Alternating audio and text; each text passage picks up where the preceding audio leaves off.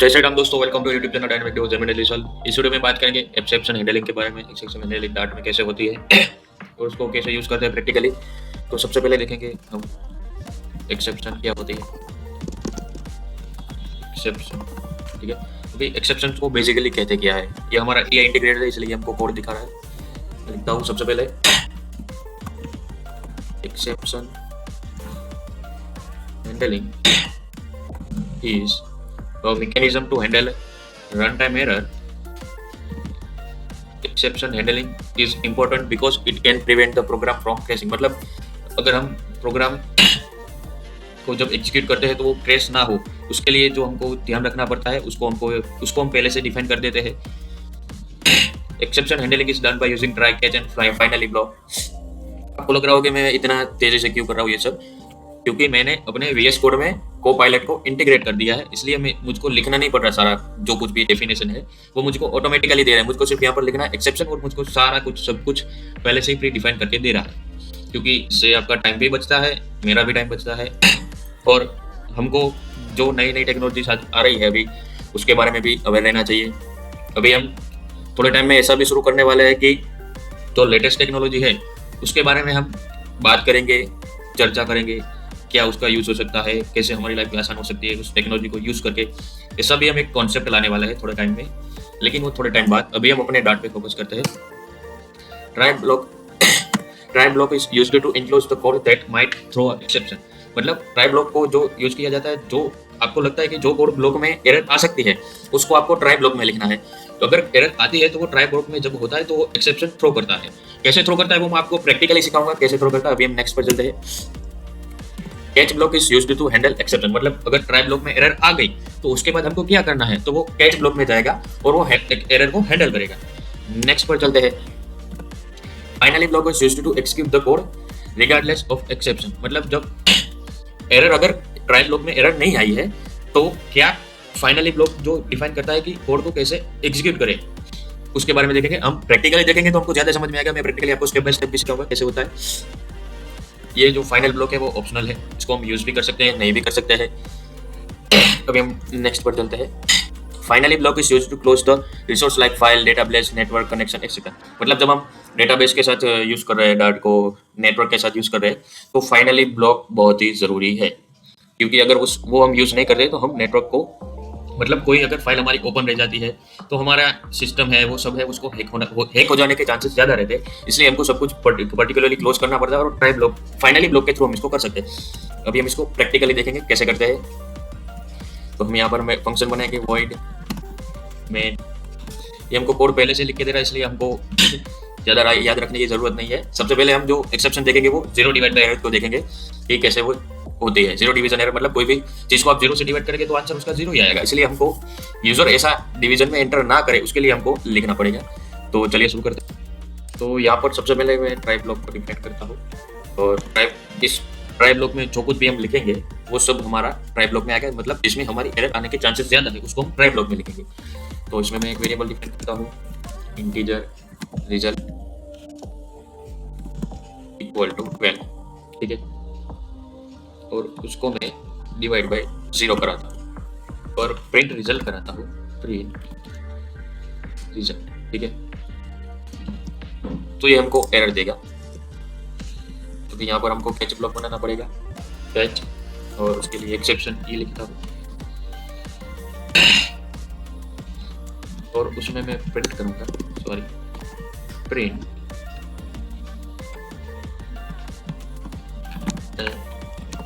Error अकर।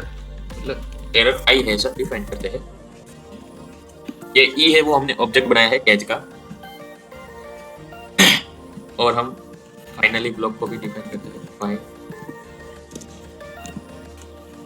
Finally, और उसमें हम लिखेंगे print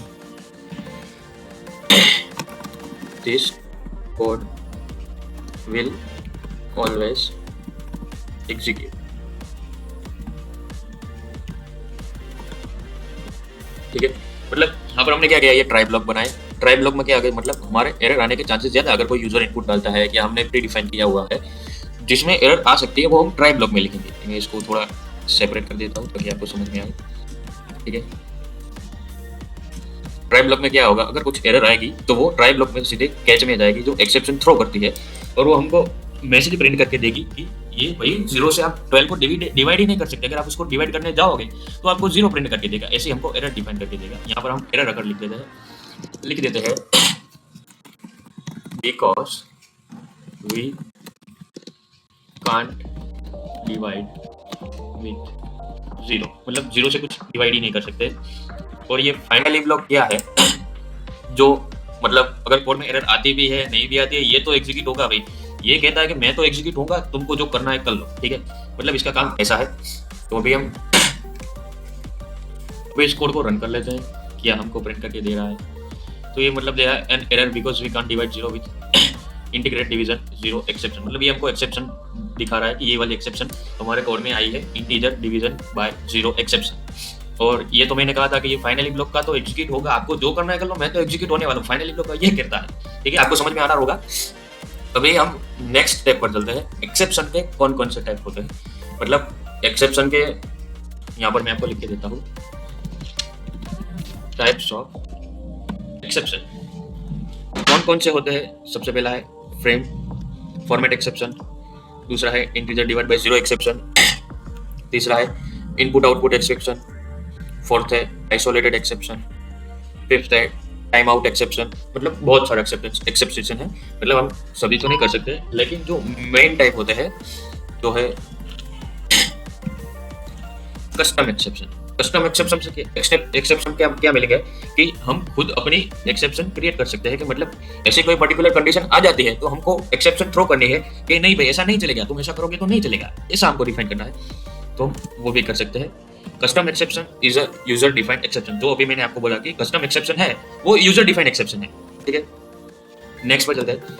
custom exception is created by extending the exception class. मतलब एक्सेप्शन क्लास है उसको एक्सटेंड करके क्रिएट किया जा सकता है। Custom exception is used to handle a specific exception. मतलब जो यूजर को एक्सेप्शन डिफाइन करनी, मतलब ये कोई पर्टिकुलर कंडीशन आ जाती है तो ये एक्सेप्शन को आपको थ्रो करनी है, इसलिए इसके लिए कस्टम एक्सेप्शन का यूज होता है। Custom exception is created bye exception class, ये तो हमने देख लिया, ये भी हमने देख लिया। अभी हम देखेंगे कस्टम एक्सेप्शन कैसे क्रिएट करते हैं। अगर आपको भी सीखना हो कि मैंने ये सब VS कोड में AI को इंटीग्रेटेड कैसे किया, मतलब हमारी लाइफ तो बहुत आसान हो जाती है, क्योंकि मैं फटाफट सीधा एंटर टैप करके ये सब आपको सीधा डायरेक्ट समझा रहा हूँ। आपको भी अगर सीखना है तो मुझे कमेंट कीजिए यूट्यूब पे, उसके ऊपर भी मैं एक वीडियो लाऊंगा और आपकी लाइफ आसान हो जाएगी। तो हम चलते हैं। अभी हम हमारी खुद की एक्सेप्शन क्रिएट करेंगे। कैसे क्रिएट करेंगे वो मैं आपको समझाऊंगा। सबसे पहले हमको क्लास डिफाइन करना है, क्लास, और उसका नाम मैं लिखूंगा invalid age exception implements exception, ठीक है। इसका मतलब क्या हुआ कि जो हमने इनवैलिड एज एक्सेप्शन है वो नाम के हमने कस्टम मतलब खुद की एक्सेप्शन क्रिएट की, और वो किसको इम्प्लीमेंट करता है, एक्सेप्शन को। मतलब जो हमारा पहले से ही तो डार्ट की लाइब्रेरी में बनाया हुआ है क्लास एक्सेप्शन नाम का, उसको डिफाइन करता है। तो यहाँ पर मैं लिखूंगा स्ट्रिंग, और जो एरर मैसेज हमको डिस्प्ले कराना है वो लिखना है। तो मैं एरर मैसेज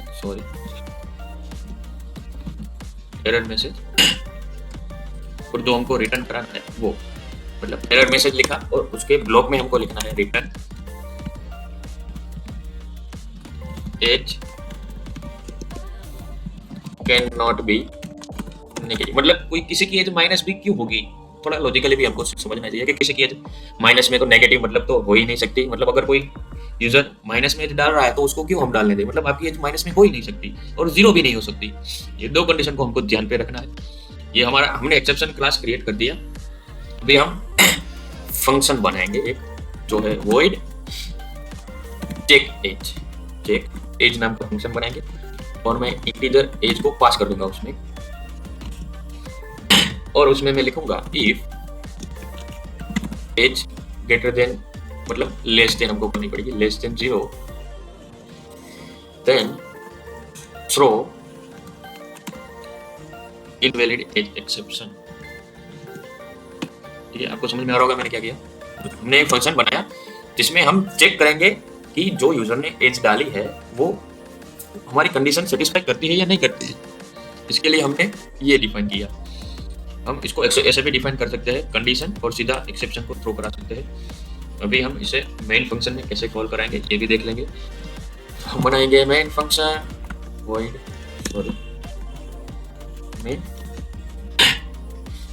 ये क्या हुआ, अच्छा यहाँ पर हमने पहले से ही बनाया हुआ है, इसको हम कर देंगे कमेंट आउट। ठीक है, अभी ये हमको एरर नहीं देगा, समझ गए। तो यहाँ पर मैं ट्राई ब्लॉक बनाऊंगा जो आपको दिखाई दे रहा है कैसे किया, और उसमें मैं पैकेज को कॉल कराऊंगा और उसमें मैं -1 पास करता हूँ। देखते हैं हमको एक्सेप्शन थ्रो करता है कि नहीं करता। ठीक है, अभी हम उसको कैच ब्लॉक में ले जाएंगे और उसमें प्रिंट ई डॉट एरर। ये ज्यादा AI का यूज भी हमको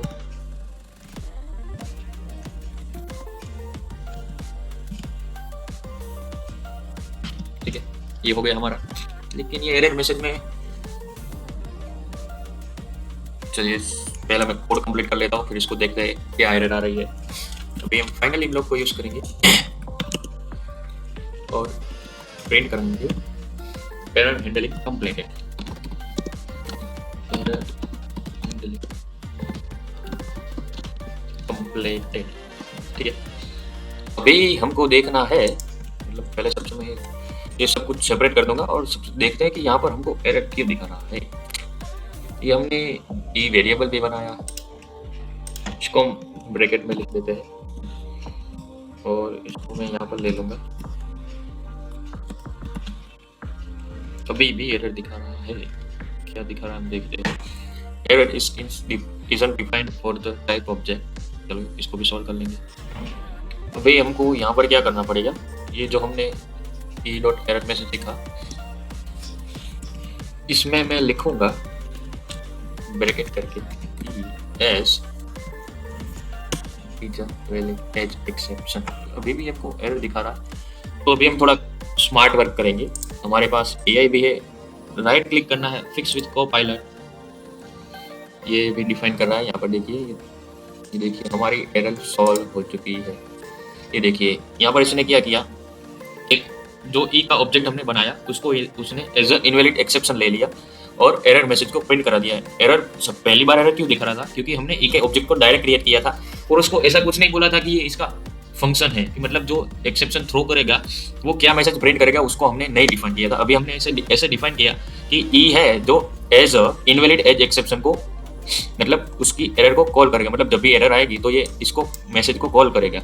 लेकिन ये कहाँ से कॉल करेगा इसको हमने बताया नहीं, तो इसको हमने बोला कि भाई ऐसी इनवैलिड एज एक्सेप्शन को हमको तुझको हमने ऐसे असाइन किया है, तो जब भी ऐसा कुछ आए तो तुझे इसको कॉल कर लेना है, ऐसा हमको उसने ऐसा हमने उसको बोला है। ठीक है, तो अभी हम इसको रन करेंगे।